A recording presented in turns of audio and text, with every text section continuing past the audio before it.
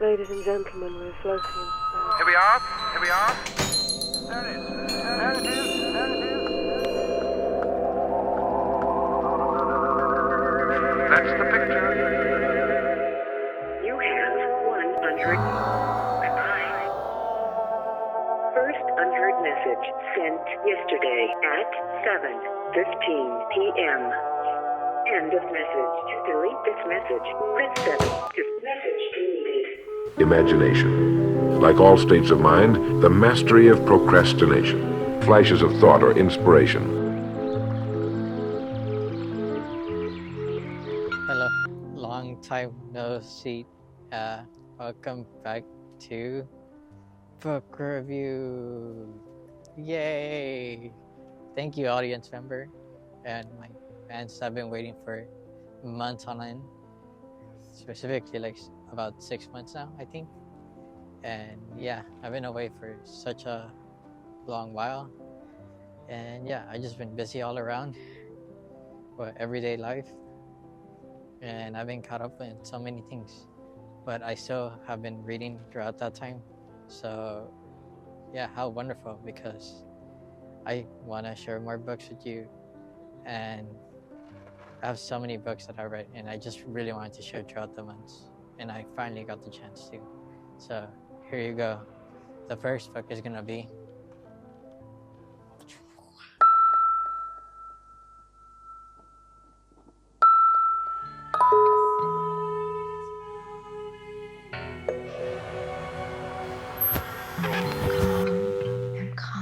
Every morning you know exactly what you're going to do and why.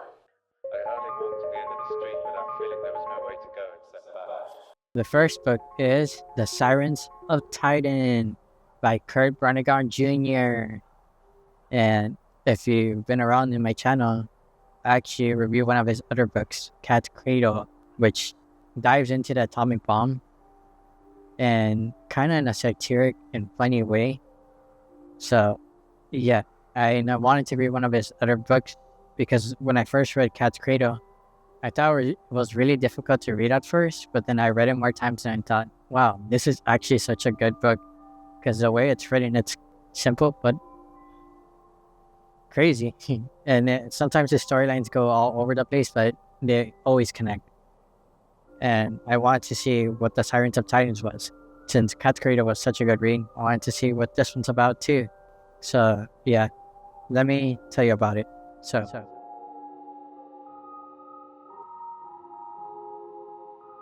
the story starts off by introducing us to Winston Niles Rumford, who is an ornate millionaire who decides to build a spaceship to go to Mars with his dog, Casares. And yeah, this is where the story commences. As Winston Niles Rumford gets intercepted by a Cronus and Classic amphibian, such a confusing word to say, but yeah, that word right there. So anyways, he gets intercepted by that, and pretty much gives him the ability to see the near and far future. So yeah, in a way, he becomes like a god, or a higher being, as you can say. After that happens, Winston Niles Rumford pretty much materializes every 59 Earth days on Earth, and Winston Niles Rumford decides to invite our main protagonist of the story, Malachi Constant, who is also an ornate millionaire, but he's a playboy. Yeah. He invites him over to see him pretty much materialize. And while he invites Malachi Constant, he tells him that about his future and what's going to happen to him and his fate. So he pretty much told Malachi Constant that he's going to marry Winston Niles Rumford's wife, and he's going to have kids with her, and that he's going to go to Mars, and that he's going to go back to Earth. And I guess last thing about it is he's going to go to Titan, which is one of Saturn's moons. Yeah, and of course Malachi Constant's reaction was he didn't want that to happen because he's living his playboy lifestyle. So he decides he's going to try to do everything to prevent that. But little does he know he can't decide fate, and everything goes according to plan. I have a loop that goes round and round in your head.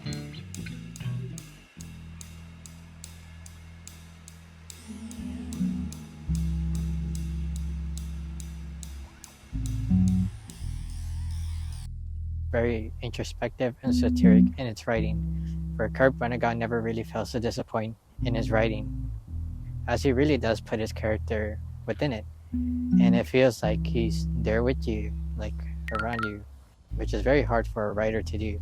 And I found that very unique to him, as he has such a unique character to him, as he's very silly and whimsical, and you can really tell within his characters, such as Winston Niles Rumford and Malachi Constant.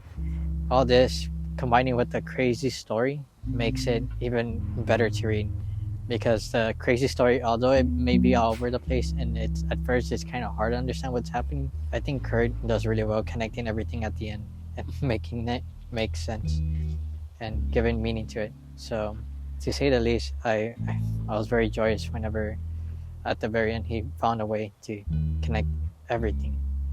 I did, yeah. Moving on from that, the themes of the book. So the book themes around the idea of fate, that we really can't change fate and its outcome. We can only kind of just let it happen. And Kurt Vonnegut really reinforces the idea throughout the story, as Malachi Constant is constantly being told that this is the fate that is presented to him and that he can't change it, and Malachi Constant is constantly fighting to prevent that. And he kind of pretty much reinforces that throughout the whole story, even at the end. And he never really changes it up. But what he does change is that although we are stuck to fate, we can enjoy the moments that we do have within it. So we are in control of what happens in the moment. That's pretty much Kurt's idea of the meaning of life, that we should love the people that is around us, who is there to be loved, and hold them very dear to us. So yeah, give it a read and form your own opinion about it. Yeah, on to the next book, which is going to be... I had no money for the pub, so I decided to go for a walk. I found myself wandering aimlessly to the west.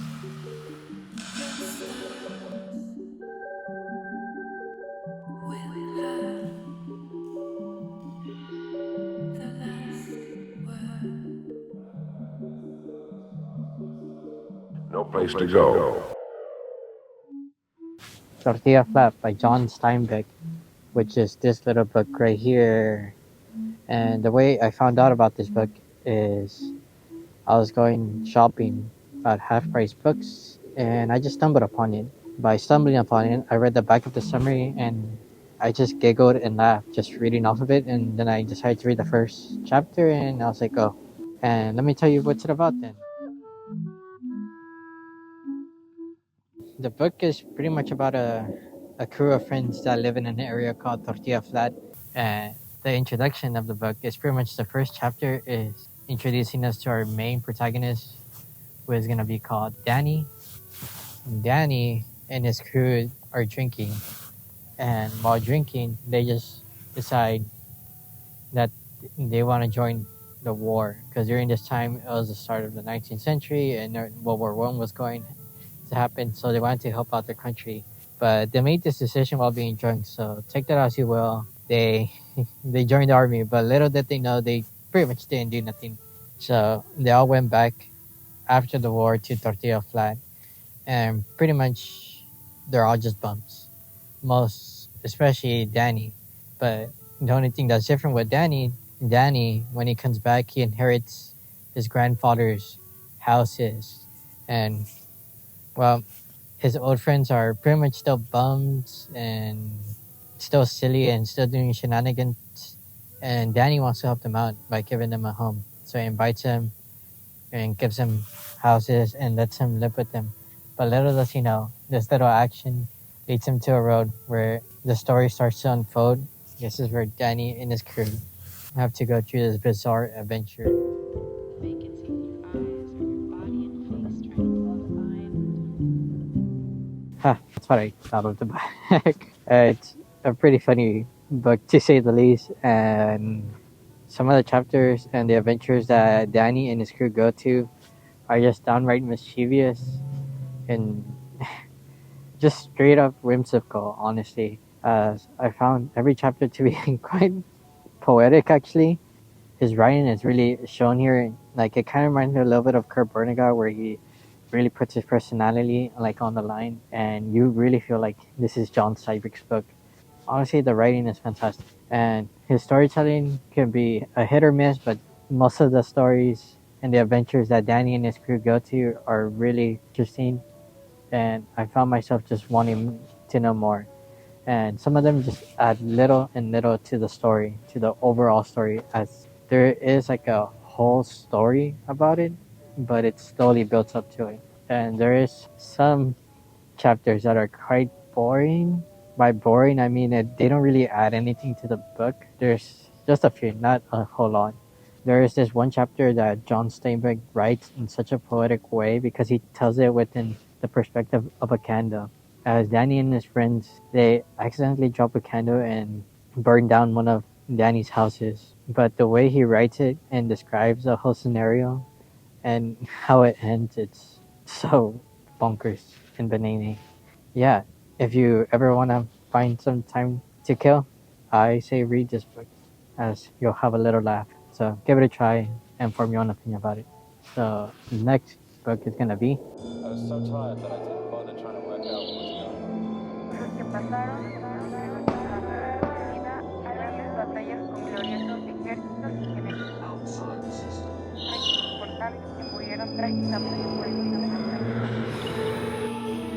Faith. Don't fight it.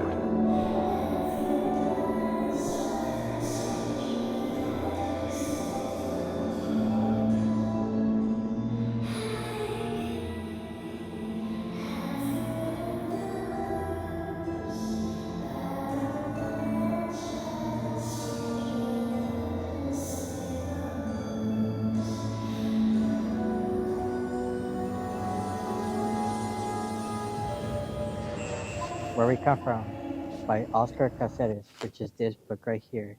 And I also got this book at Half Price Books. Yeah, shout out to them for real, because I got a lot of books from them at a very cheap price.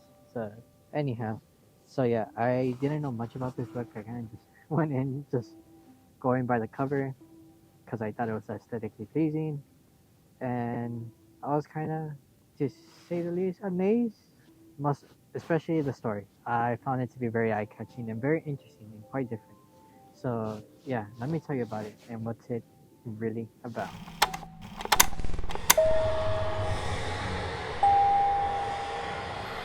Relax and relax.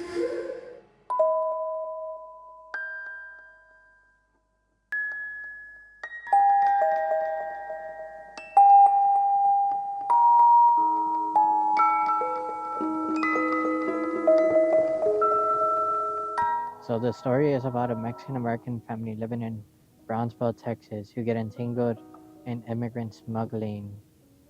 And the story mostly follows only two members of the family. Our first member being Orly, a 12-year-old boy who recently lost his mother, and our second character being Nina, who is Orly's godmother, who is a retired school teacher. And the story unravels when Orly's father tells Orly that he has to go to Brownsville, Texas, as he needs to understand where they come from and understand his culture. At first, Orly is hesitant, but is willing to go. And Nina, his godmother, prior to this, gets entangled with some coyotes and smugglers, as she does a favor for her maid. And this little favor ends up being a big. 3. Time means nothing to your subconscious.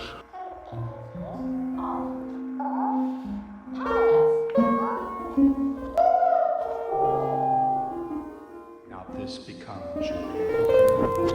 That's right. And at any time you feel yourself weakening. So, my thoughts on the book. Before reading the book, I actually decided to do more research about the author and to see what's it like really about, and mostly to kind of understand the author and see where he actually came from and see if it was quite genuine. And I found that it was. Oscar Caseres is the author of this book. He's a professor in Austin, Texas, UT, and he pretty much actually lived in Brownsville, Texas, and it has a lot of culture. And Oscar Casares quite understands this, and he really comes off as quite genuine, as he actually does care about the whole immigration crisis that's currently happening, and as he tries to tackle a different side of it, not the side that many people talk about, which is the process of crossing afterwards. And I found that quite interesting, from Oscar Caseres to tackle that whole idea. And I found that the whole story overall was actually pretty good. The characters are quite lovable, most especially Nina. She does really carry most of the book, as I found myself mostly connecting to her inner struggles. Her progression as a person really shows the good and humankind. So, yeah, that may be a Debbie Downer, and I found that one thing I didn't enjoy about the book was its writing. His writing is kind of lackluster, and it kind of feels like he can do a little bit better. But I don't really push against him because I thought the overall story was pretty good. So I have to give you an overall score.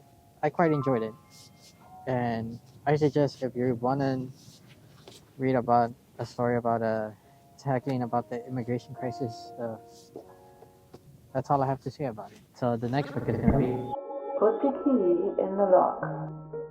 Unlock the door. And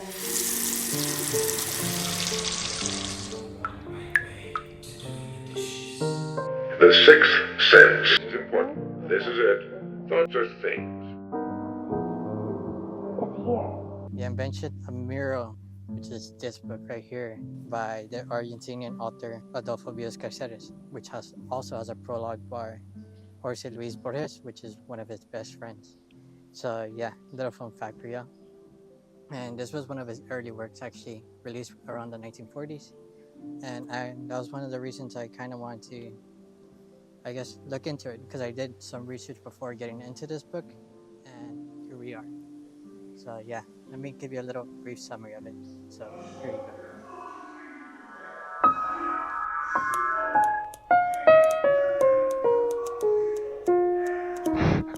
The book is pretty much about a runaway convict, and is told through a first point of view, as this runaway convict goes to a deserted island, and this deserted island has a swimming pool, a chapel, a museum, and so many other things. Within this island, he actually goes to the basement as he's kind of freaked out about it, and decides to hide underneath the infrastructure.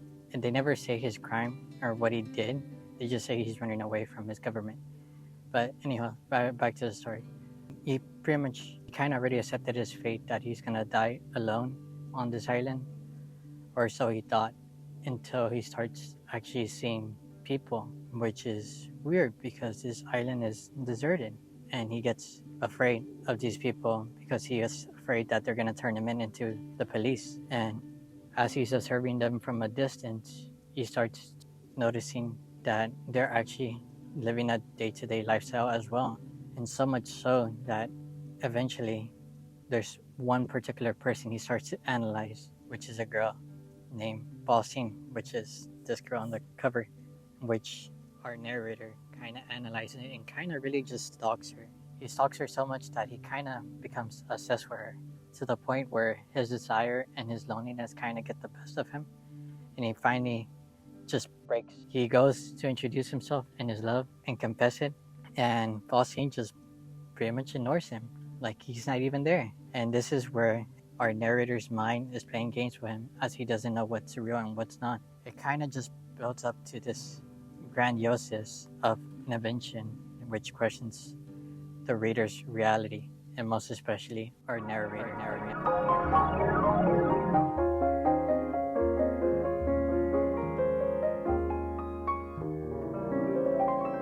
My thoughts on the book.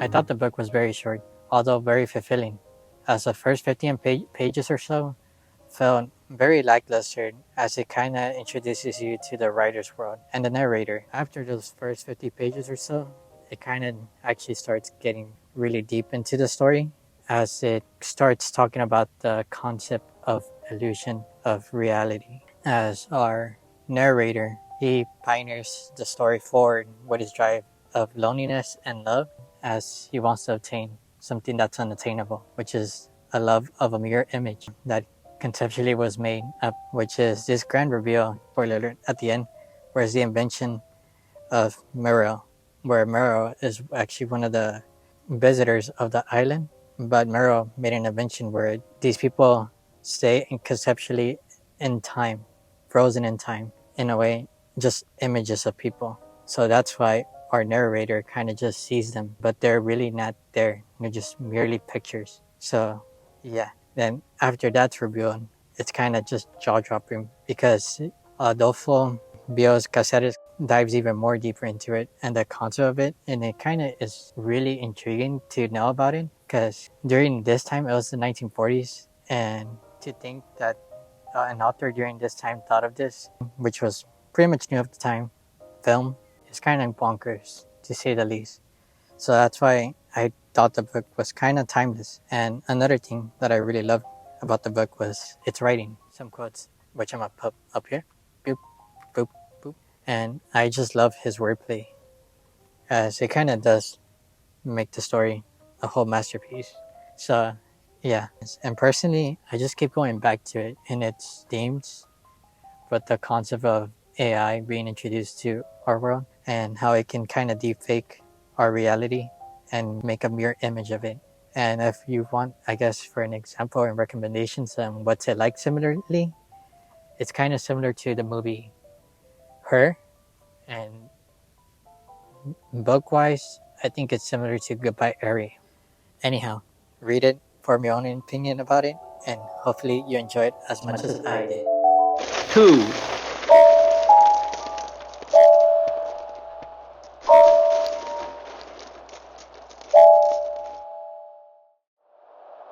Understand once and for all, you'll never be alone here on Earth.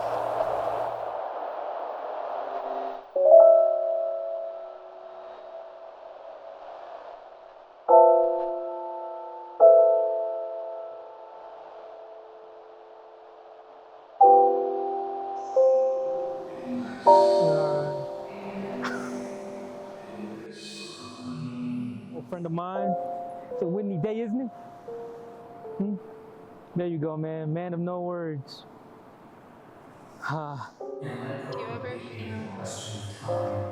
Well, I got something for you right here. And then, oh, fuck. I got so fucked.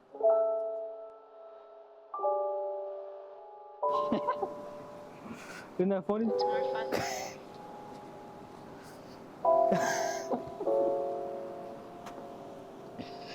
Man, you know, we have a good time. You reminded me of my. You remind me so much of in every aspect of life. Your mind was just trying to make it to the next Disappointment after mistake after mistake, and I'm sorry to put that upon you.